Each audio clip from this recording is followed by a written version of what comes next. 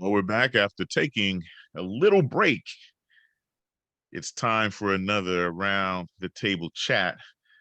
I'm Walter Fields, executive editor of NorthStarNews.com. And hello, everybody. I'm Robert Tarver. I'm the attorney for NorthStarNews.com. And I got to wear my Morgan State shirt on today. It was homecoming a week ago, and even though we didn't win the football game, we still had a really good time in Baltimore. It's homecoming season for most HBCUs, and HBCUs are actually kind of back in the news these days, HBCU football. And a lot of it has to do with Deion Sanders down in Jackson State and the excitement he's brought to that program. So it's going to be interesting to see, if there is a Coach Prime effect across the HBCU landscape. Well, there already is, man. He took a number one pick and brought him down there. And, he seems to make news everywhere he is. I don't know if you saw last week at the conclusion of the game, a little bit of a scuffle and a tussle there, but not much. But, I think overall, it's a very, very good thing to restore the HBCUs back to the prominence that they once had. People don't recognize how many NFL players, how many NFL legends came out of the HBCUs, Absolutely. I mean, even my alma mater, we're one of a handful of colleges, HBCUs or predominantly white, that have 4 NFL Hall of Famers. It's an amazing legacy of HBCU football. And of course, the big challenge is the same challenge that we have on the academic side of our institutions, just funding disparities. The fact that some of these predominantly white institutions have amassed tremendous wealth, and they have incredible endowments. And when you see programs like Ohio State and Alabama, look, truth be told, some of those programs were powerful even when HBCUs were powerful, the USCs of the world. They've always had that advantage. But I think what we're seeing now is the byproduct of the Black Lives Movement and the realization from some Black youth that they want to go to a campus where they don't feel as though they're going to be isolated and they're going to be supported. And so we'll see what this means for the long term, but it's been fun watching Deion down there in Jackson State. And we've got a new coach at Morgan State. We've got Coach Damon Wilson, who formerly was at Bowie State and who amassed an incredible winning record there in Division II football. So it's something to watch, and we'll have to do a segment just on sports because we're both big sports fans and we're always talking football. So we've got to find some time to just have that conversation. I'm down with it. But back to the news. So interesting week. The House January 6th committee held what it has announced as its last public hearing.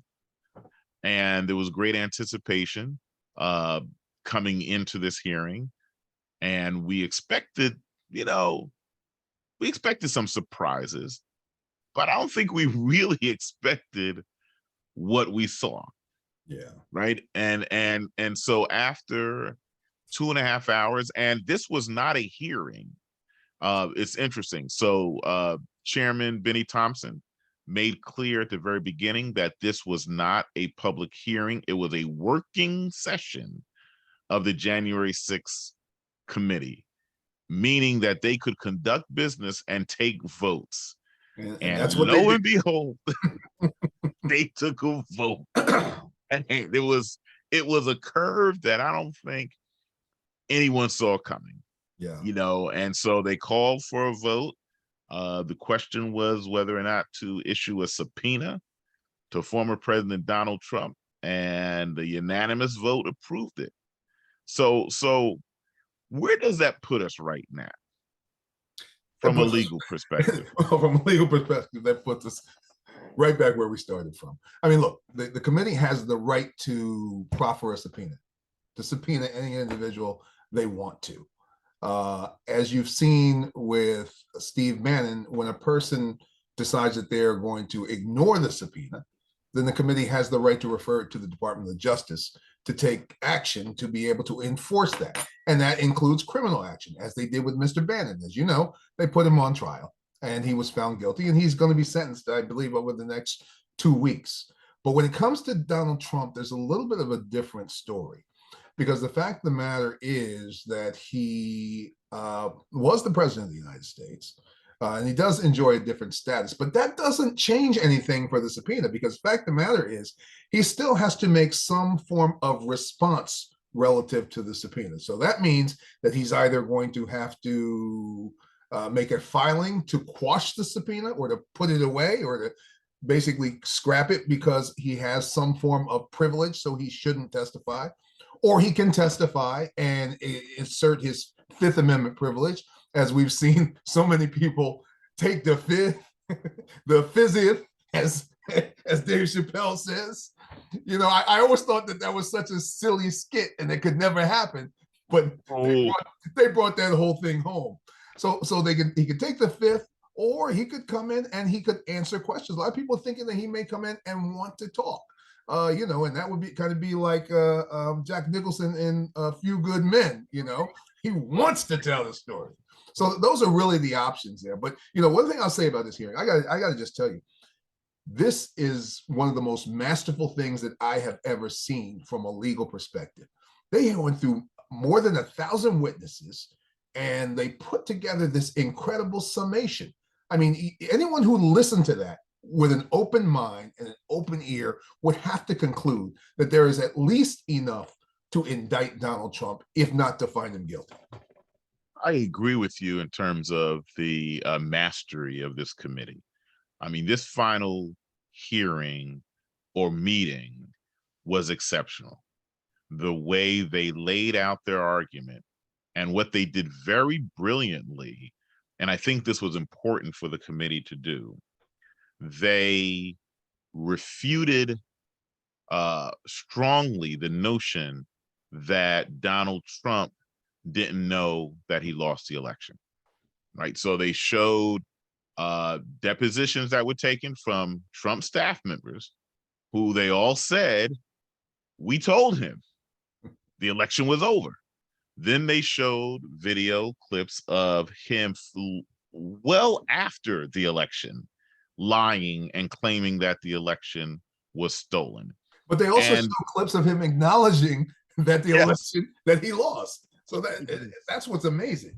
And, you know, Liz Cheney said, she made clear, she said, it doesn't matter whether or not he believed that he won the election. The fact is that he lost. And he continued to make these claims publicly that the election was stolen, despite dozens of court cases that went against him. And I think it was also significant that Chairman Thompson opened up the meeting to say, understand that the people who have been testifying, who have been providing us information, they are all Republicans. They are members of this former president's inner circle. Exactly. Just to kill the notion that this is somehow a partisan witch hunt. But let's get back to the subpoena. So I'm thinking about the subpoena in this way, because the clock is running on this Congress. Mm-hmm. And we don't know what the partisan composition of the new House will look like, although, you know, there's good reason to believe that the Republicans will take the House. They do have enough time that if Donald Trump refuses to comply with the subpoena, to issue a contempt charge for a contempt of Congress charge. And I think they set it up in this way because I think that in many ways they rolled the dice and said, he's never going to come to talk to us, because if he comes to talk to us, all he's going to do is take the fifth. He's going to do what Roger Stone did 144 times, taking the fifth. And so once he does that, he sets himself up, because now we can use his own words against him about people who take the fifth. Like, we've challenged him to come in and sit in front of us.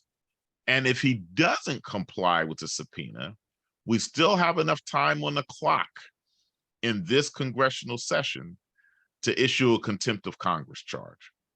Because I think what people need to understand is that even though there might be a partisan turnover in the House of Representatives, once this committee concludes its business and issues its final report, that report can't be rescinded by a new House leadership. It will go to the Department of Justice as is, and a Department of Justice still under a Democratic administration.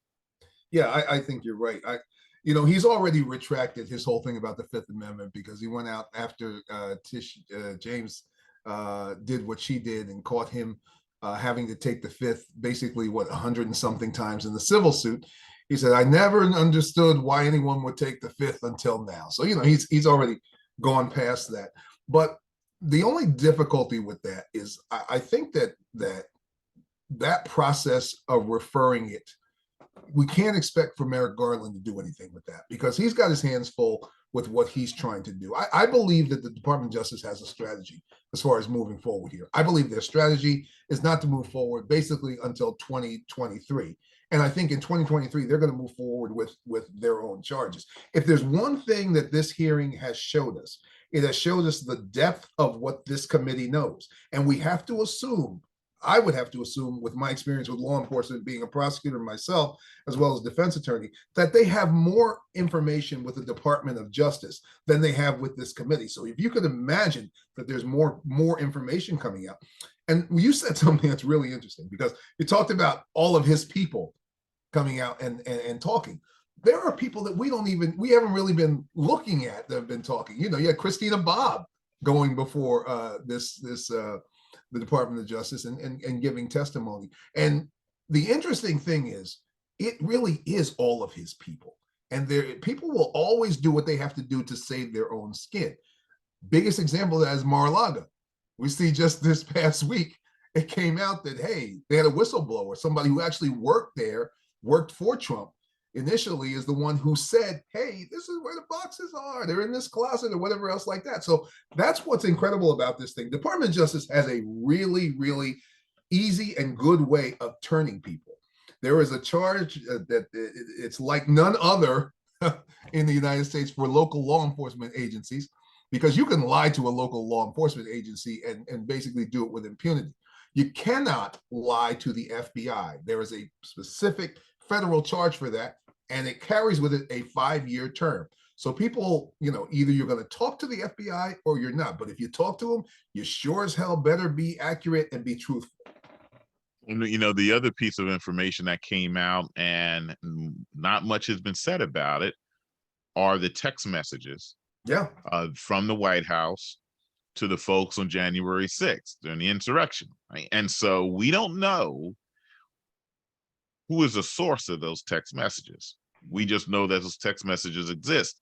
And the committee made sure they did not reference that at all in the hearing, in the meeting. So I'm thinking that you're right. There's a lot that this committee has that we don't know about. There's a lot that the Department of Justice has that we really don't know about, because people have been shuttling in and out of the Justice Building for months now. People need to understand that this is not like The Godfather, a mob movie where everyone says, well, I'll do the time. Like I'll do 10 to 15. Ain't nobody doing nothing here. No, they're singing like Usher on this one, boy. Folks are coming in and doing the full Temptations walk in terms of telling what they know, because no one wants to do time for this guy. Yeah. And here's the irony of Donald Trump. Donald Trump truly believed that those around him, he had unconditional love from those around him. He really believed that, I believe. That's a mark of a narcissist, right? Yes. And so, he surrounds himself with these people, and you just see right now, the selling out, nobody is feigning loyalty. Not even his children are feigning loyalty to this man.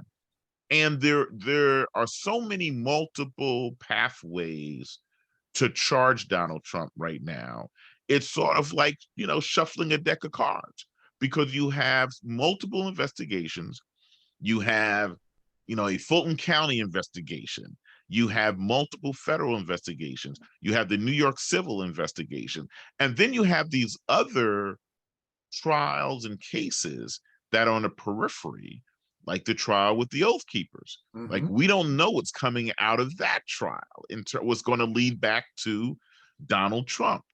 Yeah, and so we do know. Here's one thing we do know about that, and this is going to pick up on your other point: the arrogance of these people to think that they could openly text the things that they texted, and not to recognize. And look, a lot of these people have been in law enforcement. A lot of these people have been around law enforcement, around investigations, but they still just openly texted all these things, texted what they were going to do, texted that they were going to meet with somebody. In the Oath Keepers trial right now with Stewart, I can't remember his name, the one I got, but yeah, Stewart Rhodes, that's it.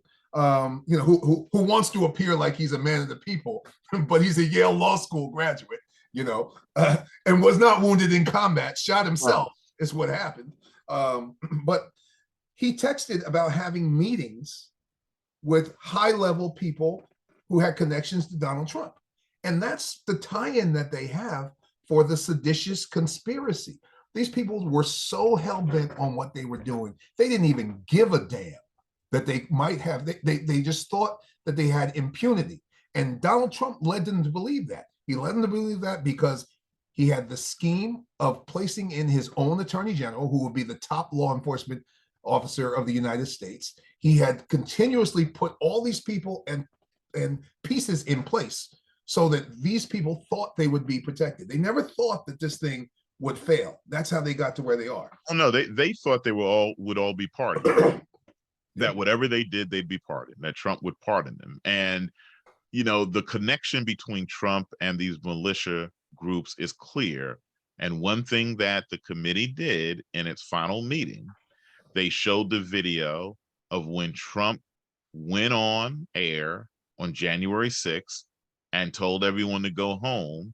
And you saw these guys looking at that video, and the guy said, "Hey, it's over. It's time to go home." And one of them says, "Oh, did Trump say that?" "Yes, Trump said it's time to go home." They were taking their direct orders from Donald Trump.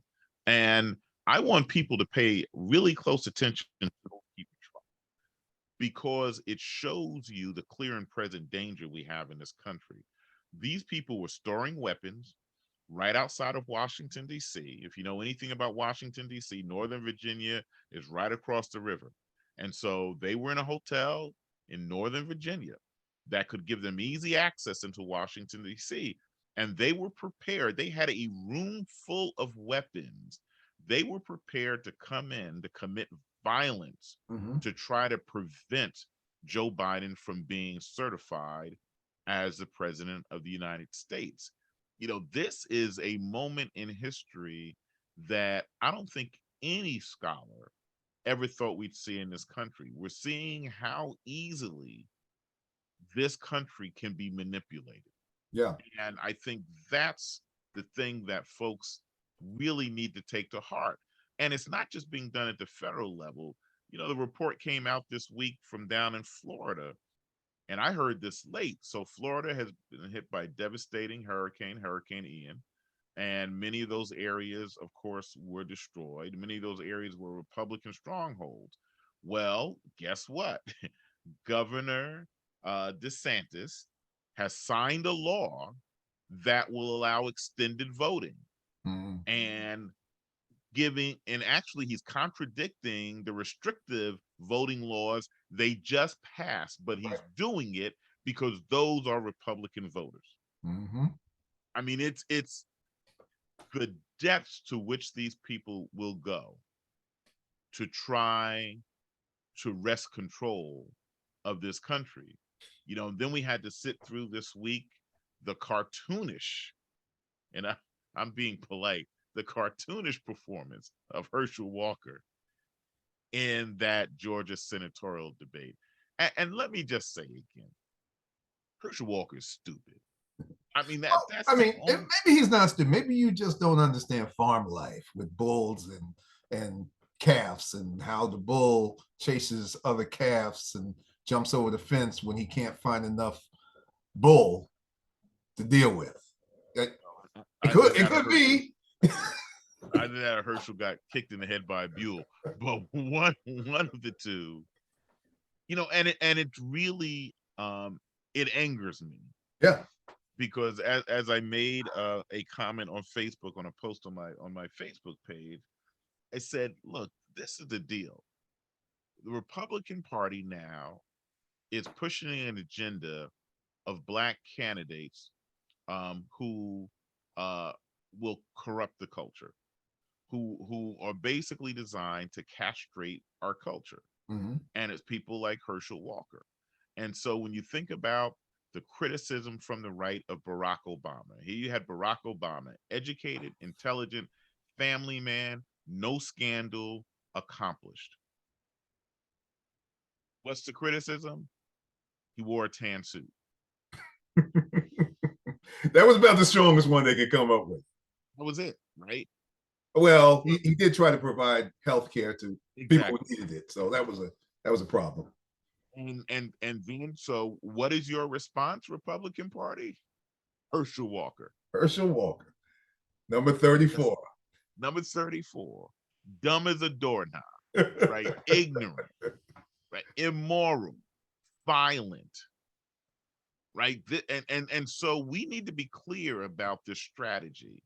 They are purposely finding these type of black folk, right to put out there as candidates, believing that we are going to be so gullible to say, oh man, I remember when Herschel was running for University of Georgia. Let me vote for him for United States Senator. Yeah. That's what they think of us. That's exactly what they think of. Because make no mistake, a significant part of the reasoning for having Herschel Walker in there is his supposed appeal to Black America. And if they think that the appeal can just simply be based upon his sports history and not upon what he could do for the country or his intellect or his ability to problem solve, that speaks to how they think about us. That tells you exactly what they believe about us. They believe that we share the same buffoonery that Herschel Walker does, that we are as ignorant and as stupid and as gullible as he is to be just caught up in the fact that he was a superstar on the football field. So we want him to represent us in an intellectual endeavor. And as I said, in an earlier chat we had, I'm not downing athletes. We have had athletes who have run for public office. I'm not downing Republican athletes, because someone who I really came to know and admire was a former athlete who was a Republican, Jack Kemp. Jack Kemp played for the Buffalo Bills, represented the Buffalo area in Congress for many years, served as Secretary of Housing and Urban Development. Jack Kemp was a very conscientious public servant. I didn't agree with all of his policies, but Jack Kemp was a serious, very serious elected official. As was J.C. Watts. J.C. Watts, an incredible athlete, but he was a conservative, and he was a responsible conservative, but not a buffoon. Exactly. He was intellectual. And so now, instead of giving us people like a J.C. Watts, who are they giving us? A Herschel Walker, right? And so it is the one of the most cruel tricks that I think this Republican Party is playing. But he was effectively able to rebut the whole idea of whether or not he was in law enforcement by pulling out that plastic badge. I thought that was a masterful stroke on Herschel Walker's. Well, look, I will give the moderator of the debate credit, because it was shut down like immediately. Like put it away. We ain't doing props today. Like, dude, nobody believes that you have any law enforcement experience. But he is the classic token that conservatives claim black people want to advance. One of the charges against affirmative action from conservatives, oh, it's just tokenism. You just want to place unqualified blacks in positions where they don't belong. And so what is their strategy? Tokenism, placing unqualified blacks in spaces in which they don't belong. And that includes people like Clarence Thomas. Yes. Like we can't forget that Clarence Thomas by no means at that time was qualified to even be nominated to the United States Supreme Court. That's right. That was a token choice. And so I think part of what we have to do these days is we have to push back on all the narratives, the false narratives that have been used against us, like Black people are violent. Well, who was it January 6th? Yeah, we saw a few crazy Black faces there on January 6th. That was overwhelmingly a white crowd of white men for the most part, right? And so we need to push back because those are the narratives that have been used to marginalize us in public policy. And we have to call these people on it when we see it now. And we should be angry, livid that in the state of Georgia, with that history, this is who the Republican Party puts up as their candidate. And they do it against an incumbent Black candidate who's not just a United States Senator, but he sits in one of the most revered pulpits, Black pulpits in America, Ebenezer Baptist Church, right? The church of Reverend Martin Luther King Sr. and Jr., right? The epicenter of the civil rights movement. This is purposeful on their part, and it's insulting. Herschel Walker has a history of mental illness, and I'm not disparaging, people who have mental illness. It is a disease, but there's a recognition on their part that he suffers from that disease. And it becomes painfully obvious when you look at Herschel Walker that this is not just ignorance or stupidity. He has a problem. He has a significant problem. And this is who they choose to trot out. Kanye West, another person who has some sort of mental difficulty going on, acknowledged. So we have to be very conscious about the idea that they are purposely using these types of individuals.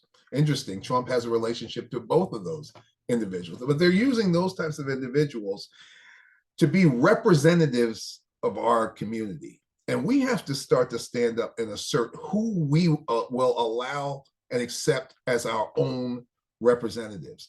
We should have been more vocal overall. And I'm talking about many other people, and it's very sensitive to do this, but we should have been more vocal overall about why Herschel Walker was being used, what he was being used for, and to specifically identify his history and his condition as a disqualifier for office and the reason why they're doing what they're doing. It's difficult and it's sensitive because I know many times people don't like to attack a hero, and he was a sports hero. But the fact of the matter is, once you step out of that lane and you step into another area and you're being used, then you're fair game and you're fair fodder. Well, here's the thing that I also find insulting, right? Because basically, Trump is playing the role of white patron. Like these are his boys, like Herschel and Kanye, right? And so when we think about the history of Black republicanism, and if we think about that history as it pertains to Black athletes, people forget Jackie Robinson was a Republican, right? Jackie Robinson was adamant about civil rights. Jackie Robinson spoke up about civil rights. Jackie Robinson critiqued his own party when he felt it wasn't going far enough on civil rights. So here you have this Republican Party just destroying that legacy of Jackie Robinson as an athlete Republican, right? And we also have to, we talk about the pressures of life, and Jackie Robinson was a young man when he died. Yeah. Like, and we have to think about these things when people try to play us, and that's all this is. It's like these folks are trying to play us, and I think that from all of my years of being involved in politics and being a political consultant and doing campaigns, I think the thing that I have always been most offended by is when forces take black people for stupid. And this is the new breed. This is really interesting because this is the new breed of black conservative or black Republican candidate. You notice that none of them can ever say anything that is favorable to black America or that would make black America better. No realistic assessment of the things that weigh against black America. It is always a complete parrot of what their white counterparts have to say.